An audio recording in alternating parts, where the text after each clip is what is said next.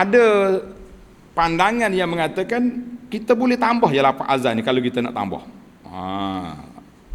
Sebab ada sebahagian ulama dia kata boleh kita tambah lafaz sayyidina wa asyhadu anna sayyidana Muhammadar Rasulullah.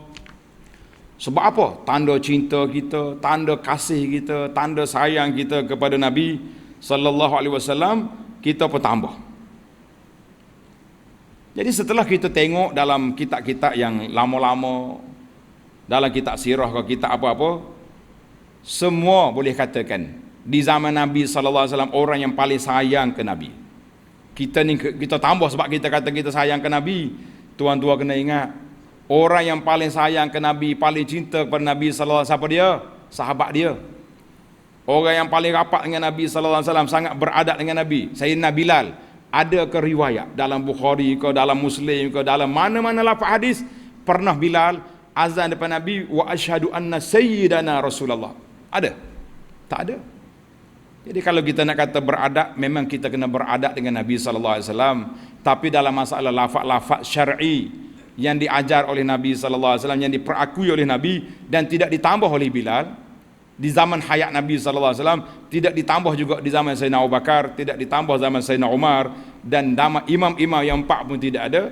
Cuma adalah ulama mutaakhirin di kalangan Syafi'i mengatakan yu'khazu, diambil daripada ini, sunatlah kita mengatakan sayyidina dalam azan sebab nak menghormati Nabi sallallahu alaihi wasallam.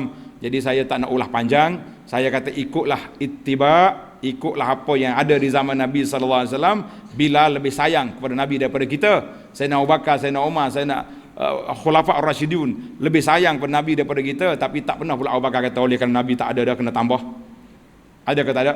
Tak ada riwayat. Ini khilaf, kita kata betul lah khilaf. Tapi para jemaah sekalian, para Bilal sekalian, berpeganglah dengan lafaz syar'i yang sahih, yang warid daripada Nabi sallallahu alaihi wasallam. Itulah tanda kita cinta kepada Nabi sallallahu alaihi wasallam. Sama juga dengan lafaz selawat. Nabi kata qulu, katakan. Katakan. Sebab itulah Imam Ibn Hajar dalam bab selawat dia kata ittiba'ul alfaz, mengikut lafaz yang diajar oleh Nabi sallallahu arjah, itulah yang terbaik. Jadi kita kata para Bilal tak usahlah duduk tukar-tukar. Kalau kata kenapa tambah sebab saya sayang, saya rasa kita, kalau kita betul sayang, kita ikut apa yang diakui oleh Nabi sallallahu alaihi wasallam, yang dibuat oleh para sahabat di hadapan baginda, yang dibuat oleh para khulafaur rasyidin selepas daripada Nabi sallallahu alaihi wasallam, itulah yang terbaik.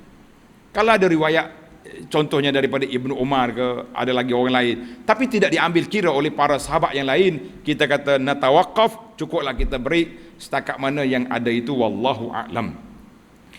Jadi para Bilal kekallah azan seperti yang telah kita laungkan.